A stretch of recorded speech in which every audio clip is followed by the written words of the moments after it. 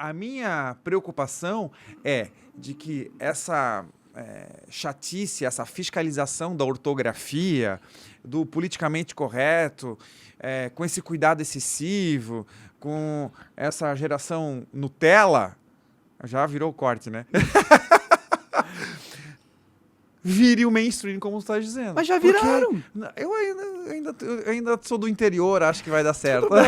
Tudo bem. Eu sou um pouco mais pessimista do que você, cara. Eu tenho uma amiga minha que foi fazer uma faculdade privada e o que eles usam lá como regra é o pronome neutro. E é uma faculdade, está ensinando, ela tem a autoridade de ser uma faculdade e eles estão validando esse tipo de narrativa, que não faz sentido nenhum. Você já viu uma pessoa neutra? Eu não conheço uma pessoa neutra. Ela pode ser uma coisa ou outra, mas neutra ela pode ser uma mistura de duas coisas. Mas neutra ela não é. Tem que... agora, para você quiser identificar o sexo biológico, tem que colocar XX ou XY. Sim. É a única forma que eu imagino que não vai criar polêmica para você perguntar como a pessoa nasceu. Qual vai criar polêmica. Será que vai criar polêmica? Mas hoje em dia tudo cria polêmica, cara. Mas a pessoa não tem como alterar o XX e o XY. Não sei elas XX têm. ou XY. A cabeça delas elas podem alterar toda a realidade da vida para caber dentro da ideologia dela. Então é difícil. Mas assim, às vezes as pessoas confrontam, por exemplo, essa coisa de falar de forma neutra, né? Eu disse, mas qual é o problema de falar gordes? A pessoa pergunta gordes. Daí por que falar gordes? Aí a pessoa diz, primeiro que não é gordo, é obeso. Então seria obeses.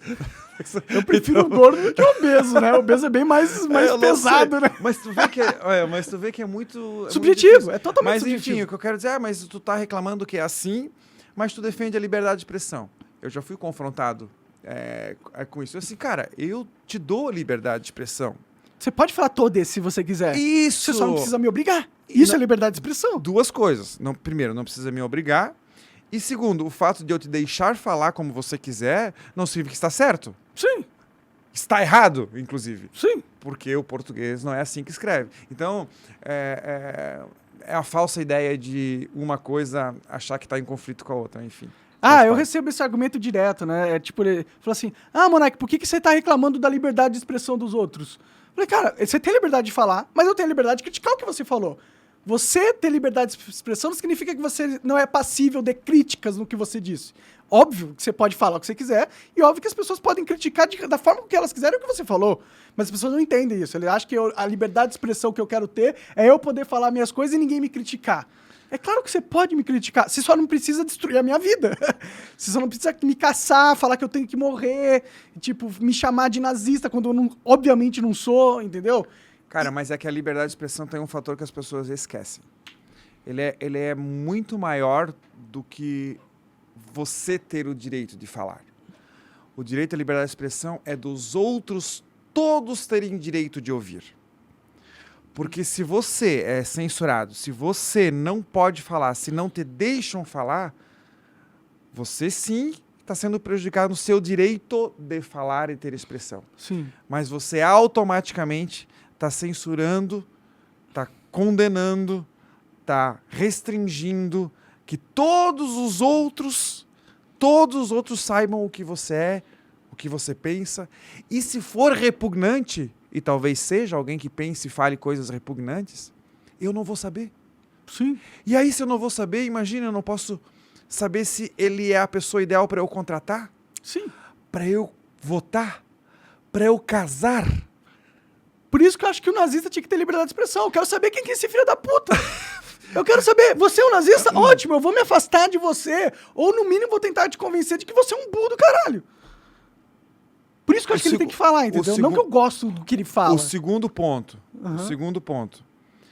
Quando você enclausura uma informação, quando você restringe ela, guarda para si e não pode soltar, ela martela na tua cabeça e ela cresce. Ela fica no porão ganhando força. Sim, tudo que é proibido dá mais vontade de fazer. Quando você solta aquela coisa repugnante, ela te dá a oportunidade, eu dá a oportunidade para as outras pessoas de contra-atacar imediatamente. Para combater. Ideias se combate com ideias melhores. Sim. Só assim que vence. Então, eu quero que as pessoas falem. Agora, por exemplo, nós vamos eleger pessoas que vão administrar o teu dinheiro, cara. Uhum. A tua vida, metade do que tu produz. Como é que eu vou dizer para não falar o que ela pensa, cara? Mas eu quero que fale, eu quero que vá pro debate, que dê o microfone. Sim. E que eu torço para que fale asneira. E como falam, né? Então, assim, eu jamais vou contratar alguém sem saber o que ela pensa sobre tal ponto. Sim. Entendeu? Por isso que é importante que as pessoas tenham a liberdade de falar. Só que os canceladores, eles ficam achando que eles vão resolver o problema do mundo e acabar com o nazismo se a gente impedir que o cara que tem uma ideia nazista fale ela. Não, você não vai acabar com o nazismo, porque esse cara existe, ele é nazista, e se ele falar, a gente vai saber quem ele é, e a gente vai poder falar assim, cara, você tá sendo muito burro. E ele vai poder sentir na pele a rejeição da sociedade às suas ideias. Isso pode fazer com que ele mude de ideia.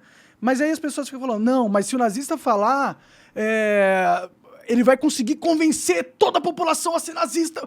Mano, vocês estão dando uma força pra ideia do nazismo como se fosse a ideia mais sedutora do mundo, que faz sentido pra caralho. Não, é uma ideia de bosta que não faz sentido nenhum, e você tem que ser um retardado mental pra achar que é uma ideia que faz sentido. Tipo, acreditar que se as pessoas tiverem a liberdade de falar sobre nazismo, apoiando ou não, a maioria das pessoas vão concordar com isso, é você acreditar que a natureza humana é um lixo completo e que no ramo das ideias, as ideias mais burras é que vão ganhar. E não faz sentido nenhum, na minha opinião. Tem um terceiro ponto, Monarca, é o seguinte. Digamos que a gente aceite a premissa de que algumas expressões, alguns pensamentos precisam ser limitados, ok? Digamos que a gente concordasse hipoteticamente com isso. Quem seria a pessoa a limitar? O Estado. Pois Na visão deles. Né? Pois é. Aí parte para a segunda pergunta. Você acha que o STF, ou o Judiciário, que em último caso seria o STF, pode definir o que você pode ou não falar? Não. Você deveria ou não falar? Não. Esse é um ponto importantíssimo. Porque quando você dá poder para alguém decidir o que você pode ou não fazer, o que é obrigatório ou proibido, sempre aquele poder vai ser usado, aumentado e abusado. E não pode mais ser discutido. E como a liberdade de expressão foi tolhida de ti, sequer tu vai depois poder argumentar contra aquilo. Sim. Porque, afinal, aquele poder que tu autorizou a ser o onisciente, o importantíssimo para te limitar, vai te limitar, logicamente, quando ele é a vítima do próprio poder. Sim. Para ter ideia, quando eu fui eleito, valia a regra constitucional de que todo parlamentar tem imunidade por quaisquer opiniões, palavras e votos. E o STF alterou a terminologia de quaisquer, apesar do dicionário ainda não estar alterado, para quaisquer não ser quaisquer. Existe uma flexibilização, uma relativização, entendeu? De que o quaisquer não é sempre quaisquer, entendeu? Mas de que forma? Porque quaisquer é quaisquer. Como que eles relativizam isso?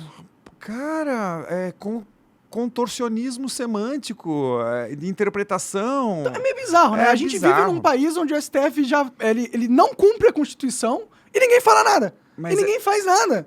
Eles estão simplesmente virando uma ditadura do judiciário. O Brasil tá virando essa porra. Os caras mandaram o cara prender o cara por 8 anos e 9 meses, porque com um cara que era um parlamentar, que inclusive tava a prerrogativa dele poder falar quaisquer opinião. Isso foi quando a gente foi eleito. Agora o STF já disse que não é bem assim. Mas ele não tinha o direito de falar que não era bem assim. Eles não têm o direito de interpretar a Constituição da forma com que eles querem. Por isso que eles têm que seguir a lógica objetiva do que está escrito. Por isso que eu digo que a culpa, às vezes, de propósito, às vezes não é da população.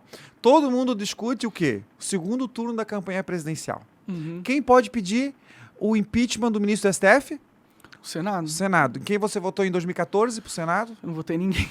Pois é. Esse é o cara que tá lá ainda, que o mandato é 8 anos, podia fazer o impeachment do ministro do STF. Sim. Mas a população não tá nem aí. Entendeu? Sim. O que eu quero dizer é que as pessoas cobram dos políticos o fim das coisas. Por exemplo, eles querem a saúde, eu quero meu filho no colégio, eu quero asfalto na rua, eu quero que resolva o problema do STF. Mas a população, os eleitores, não pedem o que precisa ser feito para chegar nesse fim. Ok? Para fazer uma boa saúde, a infraestrutura, não pode ter o fundão. Não pode gastar com o que não precisa. Tem que reduzir despesa. Isso ninguém pede. Só se pede o fim.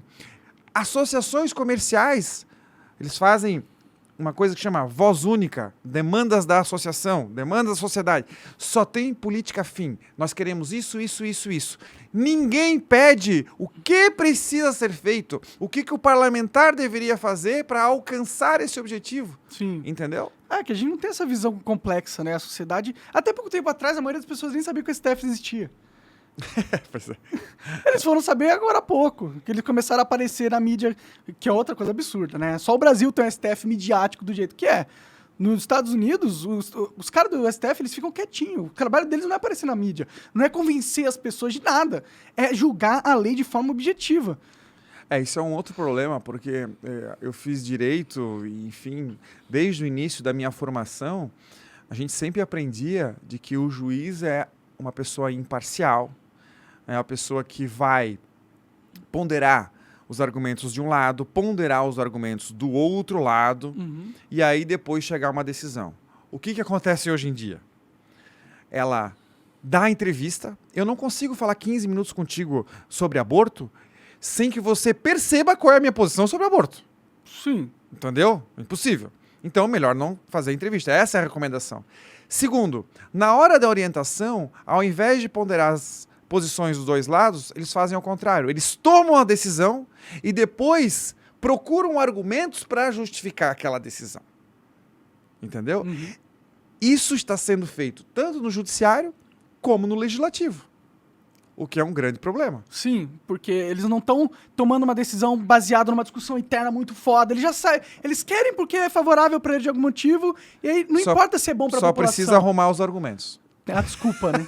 Sim. Mas não é meio bizarro que a gente tá aqui sentado conversando, falando que o STF jogou fora a Constituição e fez algo que é ilegal. É legal? Não é meio bizarro que a gente tá conversando isso, a gente sabe, a gente entende essa realidade, mas o povo brasileiro não percebe o absurdo e o quão a democracia... Porque todo mundo fala do Bolsonaro. Ah, Bolsonaro é uma ameaça à democracia, é uma ameaça à democracia. Mas, pô, tem outros dois poderes ali que também são uma ameaça à democracia.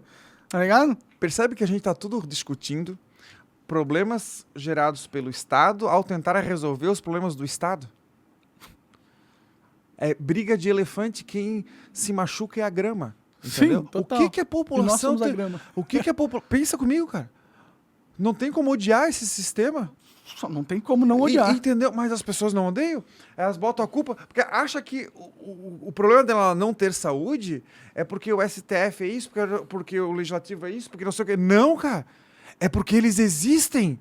E porque eles brigam. E porque o foco do trabalho, dos recursos levado a eles... serve para eles se manterem e se brigar. E não fazem o que deveria e muito menos enviam os recursos para onde deveria ou de onde eles nem deveriam ter sido tirados. Sim. Entendeu? Sim. Isso tudo que tu estás falando, ataque à democracia.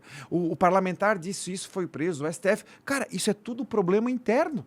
Sim, sim. Com consequências negativas geradas para nós. Sim. Eu te pergunto, qual foi a decisão ou proposta legislativa da Assembleia Legislativa Estadual de São Paulo ou do Congresso Nacional que alterou positivamente a tua vida? Não, nunca nada positivo veio do Estado pra mim, cara. Tudo que eu tenho eu construí sozinho, apesar do Estado tentar me impedir. Pois é. Então, qual é a reflexão que a gente tem que fazer?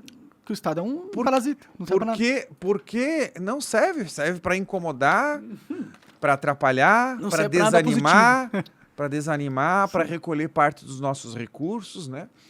E, na verdade, eu nem odeio tanto assim o Estado, porque eu defendo ele em todas as situações em que ele presta um serviço melhor, mais barato e mais rápido que a iniciativa privada. Mas não existe nenhuma situação.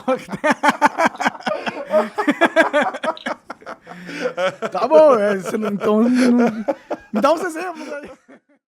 Você acaba de assistir um corte do Monarch Talks. Agradeço demais, mas se você quiser ver o vídeo na íntegra e acompanhar ao vivo todas as transmissões, você tem que ir lá no rumble.com/monarch para não perder nada. Segue a gente lá.